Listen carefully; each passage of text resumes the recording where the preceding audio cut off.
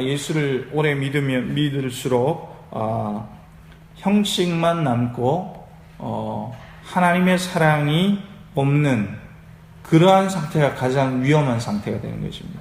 무슨 말이냐? 말씀을 배우고 예배를 많이 드리는데, 그래서 연륜의 경험적인 연륜도 많이 쌓이고 이제 교회의 이런 모습을 잘 안단 말이에요. 교회 생활도 잘하고. 그런데 시간이 지나면 그래서 교회는 이러해야 되고, 또 뭐 직분 맡은 자들은 이러해야 하고, 예수 믿는 것은 이러해야 되고, 이런 형식을 많이 알게 됩니다. 그래서 어느 교회를 가든지 이 교회는 이런 분위기고 저 교회는 저런 분위기고 잘 알게 됩니다. 그런데 그런 형식만 많이 남으면 어떤 모습이 나오냐? 다른 초신자나 다른 성도들을 잘 판단하게 됩니다. 그런데 이것이 좋은 모습으로 남아있으면 되는데 나쁜 모습으로도 남을 수 있습니다. 뭐냐면 저 사람은 참 예배는 잘 나오는데 기도는 적게 하더라. 또 저 사람은 예배는 잘 나오는데 또 말씀은 좀 적게 보더라. 자꾸 판단하게 됩니다. 이게 뭐냐면 형식만 남는 것입니다. 그러면 이 사람은 굉장히 무서운 사람이 되는 겁니다. 왜냐하면 다 판단하거든요. 다 판단하고 품을 줄 모르는 사람이 됩니다. 마치 재판장이 되어서 막 난도질을 하는 겁니다. 이 사람은 이게 잘못됐고 저 사람은 그리고 아무것도 없는 겁니다. 나중에 예수님 우리 가운데 오신 이유는 뭐냐? 우리의 못난 흠 많은 그런 모습을 보시고 예수님이 하신 것은 뭐냐면 품으신 것이거든요. 그래서 형식만 남고 하나님의 사랑이 없는 상태는 정말 위험한 상태인 것입니다. 그래서 오늘 말씀을 보면 이 예수님을 잡아서 죽이려고 하는 유대인들의 모습이 바로 형식만, 즉 율법은 있는데 은혜가 없는 상태가 되어버린 것입니다. 자, 이제 예수님을 어떻게 하든지 재판을 해가지고 잡아서 죽이려고 하는 것입니다. 여러분, 우리가 말씀을 어제 볼 때 어떻게 했습니까? 예수님을 잡을 때에 밤에 잡습니다. 원래 재판은 낮에 해야 되는 것입니다. 공정하게. 그리고 소수의 사람들이 모여가지고 그 무리들만 모여가지고 이 대제사장의 뜰에 가서 재판을 하려고 합니다. 오늘은 관정으로 끌고 가는데 왜 관정으로 끌고 왔냐? 로마의 지배를 받고 있었기 때문에, 마치 우리나라가 일본의 지배를 받고 있을 때랑 환경이 똑같습니다. 군사력이 없는 거예요. 로마가 이스라엘을 정복했기 때문에 군사가 없기 때문에 다 로마가 이 치안을 담당하고 있었다는 거예요. 그래가지고 사람을 죽이고 살리고 이런 법적 권한이 없었어요. 우리나라도 재판을 하고 이 사람을 사형에 처합니다. 무기징역에 처합니다. 이것은 군사력이 있어야 가능한 일이거든요. 근데 예수님 당시에는 로마의 지배를 받고 있었던 이스라엘이기 때문에 식민지였기 때문에 그렇게 할 수 없는 거예요. 그래서 최종적인 것은 관정에 끌고 가야 하는 겁니다. 우리나라에 옛날에 포도청이라고 있어요. 조선시대. 포도청으로 끌고 가서 이 사람을 재판을 해가지고 법적인 어떤 형량을 이렇게 선포를 해야 되는 겁니다. 그래서 이제 빌라도에게 끌고 가게 되는 겁니다. 일단은 유대인들의 지도자, 대제사장, 2명의 대제사장한테 데리고 가가지고 이 죄를 정리를 딱 하고, 그 다음에 로마인들에게 찾아가서 이 사람은 이런 죄를 지었으니까 사형에 처해 주세요, 이렇게 하는 겁니다. 이 로마라는 나라는 어떤 그 치안을 했냐면, 이 사람들이 잘한 것은 뭐냐면 전 세계를 다 정복하고 우리의 법대로 따라와 이렇게 하지 않았습니다. 로마 사람들이 잘한 것은 뭐냐면 그 나라를 정복하면 그 나라의 문화를 존중해 줬습니다. 그래서 로마라는 나라가 오랫동안 유지가 될 수 있었거든요. 그 나라의 문화도 인정해 주고 그 나라의 종교도 인정해 줬습니다. 그러니까 이 이스라엘 사람들이 우리의 종교, 우리가 하나님 믿는 거 인정해 주니까 어느 정도 따라갔단 것입니다. 문제를 안 일으켰던 것입니다. 그러니까 폭동이 덜 일어나는 거예요.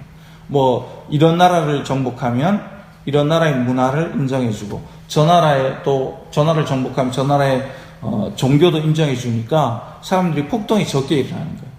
그래서 로마라는 나라가 모든 길은 로마로 통한다 이런 말이 있었죠. 전 세계를 상당한 땅을 차지하고 그 나라의 문화와 종교를 인정해 주니까 사람들이 로마한테 잘 덤비지 않는 거예요. 그리고 군사력은 이 로마가 굉장히 잘 정비되어 있으니까 아주 막 그 당시로 봐서는 막 싸움을 할 때도 아주 정교하게 딱딱 맞춰서 싸움을 하니까 덤빌 수 있는 나라가 별로 없는 거예요. 자, 그래서 이 관정에 끌고 가서 재판을 받아야 하는 겁니다. 그래서 끌고 갔죠. 끌고 갔는데 이제 여기 28절에 보니까 이런 말씀이 있죠. 중반절에 보니까 그때가 새벽이었는데 유대인들이 더럽힘을 받지 아니하고 유월절 잔치를 먹고자 하여. 여러분, 제가 오늘 말씀을 시작하면서 이런 얘기를 했죠. 형식만 있고 하나님의 사랑이 없으면 이만큼 무서운 사람이 없다. 종교적으로 말씀을 잘 알고 설교를 들으면 저 말씀은 이런 말씀, 이런 뜻이지. 저 말씀은 저런 뜻이지. 저 사람을 보면 저 사람 저게 문제, 이 사람은 이게 부족해, 저 사람은 저게 부족해. 다 얘기할 수가 있어요. 그런데 그것을 뛰어넘는 것은 뭐냐면 하나님의 사랑으로 그 사람을 품을 수 있는 사람이 돼요. 이것이 최종적인 목표가 되어야 되는 것입니다. 그런데 오늘 유대인들을 보니까 뭐냐면 예수님을 잡아가서 예수님을 죽이고자 하는데 새벽이었고 자신들은 유월절 종교적인 절기를 지키기 위해서 더럽혀지지 않기, 왜냐하면 누군가 사람을 죽이면 자격이 더럽혀지는 겁니다. 그러니까 더럽히지 않기 위해서 뭡니까? 관정 안에, 포도청 안에 들어가지 않는 겁니다. 자신들은 피를 묻히기 싫으니까, 피를 묻힌 상태에서 유월절 절기를 지키기 싫으니까. 굉장히 이중적인 겁니다. 우리가 주중에 하나님의 말씀대로 살지 못하고 주일날 하나님 제가 예배를 하기 위해서 나왔습니다. 하나님은 다 아시죠. 하나님은 다 아신단 말이에요. 하나님은 네가 살 동안 정직하게 살고, 그리고 사기치지 말고, 남들에게 돈을 구워줄 때 막 높은 이자를 받지 말고, 하나님 그렇게 말씀하셨는데 일주일의 삶이, 우리의 삶이 막 엉망으로 살다가 말씀이 없는 삶을 살다가 그저 주일에 한번 나와가지고 하나님 제가 이제 하나님의 긍휼을 구합니다. 그러면 하나님이 그 사람을 긍휼히 보실까? 물론 하나님은 은혜를 베푸시죠. 그러나 그것은 종교적인 형식만 남아있는 사람이 될 수 있다는 거예요. 하나님의 사랑은 없고 종교적인 형식만 내 삶에 가득 입혀져 있다면 사람들이 나를 어떻게 볼까? 사람들은 나를 어떻게 예수 잘 믿는 사람이네? 그런 모습으로만 비춰지기를, 그것만 원하는 사람이 되면 안 된다는 것입니다. 그래서 이 유대인들은 자신들이 더럽혀지지 않기 위해서, 그러나 예수를 잡아 죽이기 위해서 관정에 들어가지 않는 것입니다. 그냥 관정 문에 기대가지고 이렇게 보는 것입니다. 여러분, 그래서 이제 빌라도 앞에 섰어요. 그러니까 빌라도가 묻죠. 빌라도가 묻고 예수님이 대답을 합니다. 왜 유대인들이 너를 고발했느냐라고 묻죠. 그러니까 예수님이 대답을 합니다. 이것은 사실은 동문서답인데, 이 사람이 죄를 지었습니다, 살인을 했습니다, 이 사람이 도둑질을 했습니다, 이렇게 해야 되는데 유대인들은 어떻게 대답하느냐? 아니, 이 사람이 죄가 없으면 우리가 고발을 하겠느냐? 이렇게 대답을 합니다. 이것은 맞지가 않는 말이죠. 원래는 법정에 가면 이 사람은 뭘 훔쳤습니다, 이 사람은 누구를 때렸습니다, 상해 폭행치사가 있습니다, 이 사람은 누구를 죽였습니다, 이렇게 정확하게 말을 하는데 유대인들은 이 사람이 죄가 없으면 우리가 고발을 하겠어요? 이렇게 얘기합니다. 그러니까 말이 동문서답인 것입니다. 빌라도가 또 묻습니다. 이제 예수님에게 직접 얘기하죠. 네가 유대인의 왕이냐? 그럼? 이렇게 얘기합니다. 그러니까 예수님은 이렇게 얘기합니다. 다른 사람들이 나보고 유대인의 왕이라고 얘기를 했습니까? 내가 그렇게 얘기한 적은 없습니다. 이렇게 얘기합니다. 다른 사람들이 나에 대해서 그렇게 얘기를 했죠? 이렇게 얘기합니다. 예수님도 유대인들이 얘기하는 답변하는 그 말에 대해서 예수님도 직접적인 대답을 하지 않죠. 자, 질문과 대답을 하는 이 말 중에 예수님은 그래서 답을 얘기를 하십니다. 자, 그래서 어떻게 합니까? 예수님은 나의 나라는 이 세상에 속하지 아니하였다. 네가 왕이냐? 유대인의 왕이냐? 이 말은 뭐냐면 네가 이 나라의 통치자냐? 이 말이죠. 그러니까 예수님이 하신 말씀은 나의 나라는 이 세상에 속하지 아니하였다. 이 말은 뭐냐면 내 나라는 이 세상이 아니라 이거보다 더 큰 영적인 그 나라를 이야기를 하는 겁니다. 하늘나라를 이야기하죠. 더 큰 세상의 통치자, 우주의 통치자 있음을 말씀을 하시는 거죠. 그리고 이제 더 설명을 하시기로 내 나라가 만약에 이 세상에 속하였다면 나의 제자들, 유대인들이 싸워서 이 나라를 빼앗을 것이다. 무슨 말입니까? 정치적으로, 권력으로, 군사적으로 지금 로마의 식민지가 있는데 유대인들이 일어나서 이 땅을 차지하였을 것이다. 군사적으로 모든 나라를 정복했을 것이다. 그 말씀을 하시는 겁니다. 그러나 이 세상에 보이는 나라가 그 나라가 내 나라가 아니다라고 말씀을 하시죠. 빌라도가 마지막 질문을 합니다. 내가 그럼 왕이냐? 라고 묻습니다. 그러니까 예수님은 어떻게 합니까? 나는 왕이다. 이렇게 답변을 합니다. 그리고 이를 위해서 내가 태어났다. 세상에 또 왔다. 그리고 진리에 대해서 내가 계속해서 증언했다. 라고 말씀을 합니다. 그래서 진리에 속한 자만이 내 음성을 들을 수 있다. 이렇게 말씀합니다. 빌라도는 예수님에게서 어떤 죄도 찾지 못하죠. 문제가 없거든요. 딱딱 떨어지는 대답을 하시거든요. 예수님은 빌라도가 질문하고 유대인들이 비난하고 고발할 때도 예수님은 계속 일관되게 진리의 말씀만 말씀합니다. 우리가 어제 새벽에 보았지만 재판을 받을 때에 재판장은 그 사람이 일관되게 진술하는지를 계속 봅니다. 처음에 당신이 어제 누군가를 죽였죠? 그러면 그 사람의 알리바이를, 그 사람이 그 시간에 뭘 했는지 처음에 경찰이 조사를 합니다. 그리고 재판을 내가 불만이 있습니다 하고 다시 재판을 하고 대법원까지 3번에 상소해서 3번까지 받으면 그 사람이 재판 기록을 처음부터 끝까지 다 살핍니다. 그리고 이 사람이 말이 바뀌는지, 저는 그때 그 사건이 일어날 때 저는 고안에 있었는데요. 그리고 처음에는 그렇게 얘기했는데 그 다음에 진술할 때는 제가 생각해 보니까 저는 영월에 있었는데요. 저는 서울에 있었는데, 그럼 이 사람이 말에 진실함이 없는 거예요. 그래서 이 말은 그 사람의 진술은 힘이 없는 것입니다. 그런데 예수님은 처음부터 끝까지 진실되게 쭉 얘기하십니다. 나는 유대인, 나는 내 나라는 이 땅에 속해 있지 않다. 나는 왕이다. 나는 진실을 얘기했다. 하늘나라의 복음을 얘기했다. 지금까지 내가 3년 동안 그것을 증언했다. 예수님의 말씀 일관되게 얘기하십니다. 그럼 무슨 말입니까? 하나님의 아들 예수님은 그 말씀이 진실하다는 거예요. 일관되게 말씀을 전하니까. 여러분, 자, 오늘 이 유대인들이 예수님을 고발을 하면서 자신은 더럽혀지지 않기 위해서, 그리고 유월절을 지키기 위해서 관정에 들어가지 않고 예수님을 고발하는 모습을 볼 수가 있습니다. 그러나 예수님은 진실되게 진술을 하죠. 나는, 내 나라는 이 세상에 속해 있지 않고 나는 왕이다. 나는 그렇게 태어났고 그렇게 진술했고 증언했다. 진리를 전파했다. 라고 말씀을 합니다.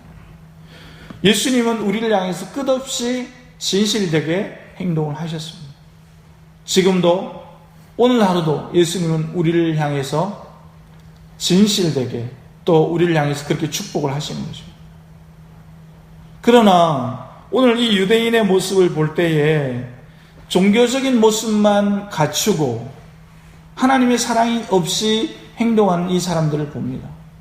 우리의 모습이 이 종교적인 형식만 갖춰져 있고 하나님의 사랑이 없는 그런 모습으로 살아가는 것만큼 위험한 것이 없는 것입니다. 그래서 우리가 시간이 지날수록 늘 겸손한 것은 하나님의 사랑의 기준으로 살아야 합니다. 어떤 사람이 처음에 예수를 믿어서 잘 몰라요. 교회 오면 뭐 헌금은 어떻게 해야 되는지도 알지도 못하고 교인들 간에 어떻게 대해야 되는지도 모르고, 또 어떤 사람은 예수님을 잘 알지 못해서 교회를 비난하고 예수를 욕하고 그렇게 또 하잖아요. 그러면 우리는 예수님을 전해야 하지만 혹 모르고 어린아이와 같이 그렇게 말하는 사람들을 품을 수 있는 그런 큰 그릇이 되어야 된다는 것입니다. 하나님의 사랑. 야, 네가 뭘 알아?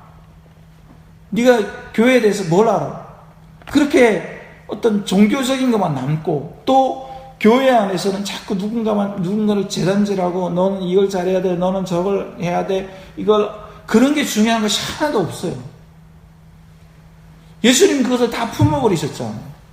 그래서 우리가 예수를 믿고 말씀을 보면 볼수록 알게 되는 것은 하나님의 사랑만 남는 겁니다. 여러분, 그를 몰라도 제가 그 고향에 있으면서 친척 그 할머니가 있었어요. 제가 한 번 정도 설교를 통해서 말씀을 드렸는데, 이분은 막 젊었을 때는 막 이 점을 보시는, 신기가 있으셔가지고 점을 보고 하시는. 근데 나중에 예수를 믿어가지고 열심히 예수님 찬양하고, 그런데 예배하러 이렇게 오면 늘 귀신이 붙어가지고 그걸 방해하는 거예요. 그런데도 나는 하나님 찬양한다고. 한번 예수를 믿는다. 그분은 아무것도 몰라요. 교회 문화를 압니까? 아무것도 몰라요. 그런데 단 하나, 나는 하나님께 붙어 있어야 된다. 제가 그 모습을 보면서 얼마나 많은 은혜를 받았는지 모릅니다. 나는 그때 제가 신학생이었는데, 나는 그래도 대학에 가가지고 맛있게 하나님 말씀 막 공부 많이 한 교수님한테서 배웠는데, 이 아는 게 뭐가 필요했냐, 그런 생각이 들더라고요. 성경을 많이 알면 뭐해? 내가 형식화 되어버리면, 내가 종교인이 되면 뭔 소용입니까? 결국은 하나님의 사랑을 아는 사람이 돼야 돼요. 하나님의 사랑을 전하는 사람이 돼야 돼요. 제가 그 친척 할머니를 보면서 그걸 깨달았어요. 진실하게 하나님을 믿는 것, 그게 더 중요한 거 아니야? 도시에 가면 똑똑한 사람들이 많잖아요. 그래가지고 성경 말이에요. 목사님이 설교를 전하면 그런 사람들이 있어요. 나도 공부를 많이 했는데 목사님 말씀 보니까 이러건 저렇고 말이죠. 목사님 그렇게 말씀 전하시면 안 되죠. 그렇게 하시는 분들이 간혹 있어요. 그런데 성경을 많이 아는 것, 우리가 그런 것보다 더 중요한 게 있어요. 더 중요한 것은 뭐냐면 하나님의 사랑을 따라 사는 거예요. 형식, 율법, 이런 것만 남고 하나님의 사랑이 없으면 그냥 껍데기만 남는 거예요. 여러분, 오늘 하루 우리가 살아갈 때 우리의 삶의 모습 가운데 하나님의 사랑이 없는 형식, 하나님의 은혜가 없는 율법, 그것은 정말로 위험합니다. 그래서 우리가 예수를 오래 믿을수록 우리가 내리는 결론이 뭐냐? 주님의 사랑이에요. 내가 두 개가 있으면 그 두 개 중에 하나를 나누고 살면 되는 겁니다. 하나가 있으면 그 하나를 조금 나눠서 살면 되는 겁니다. 내가 위로할 수 있는 한마디를 전하면 되는 겁니다. 그게 하나님의 사랑인 것입니다. 우리가 하나님의 뜻대로 산다는 것은 절대로 비교의 대상이 아니에요. 누군가보다 더 많이 베풀고 이걸 하나님 원하시는 게 절대로 아니에요. 나의 삶의 자리에서 내가 할 수 있는 만큼 콩 한 쪽도 나눠 먹는다는 우리 속담이 있잖아요. 바로 하나님의 사랑, 하나님이 우리한테 원하시는 것은 바로 그겁니다. 작으면 작은 대로. 우리 교회도 얼마나 멋진 성도들이 있습니까? 매주일마다 한 30여 명의 성도들이 모여가지고 하나님을 예배하는 것이 얼마나 아름답습니까? 우리 성도들 간에 얼마나 서로 또 친하고 사랑합니까?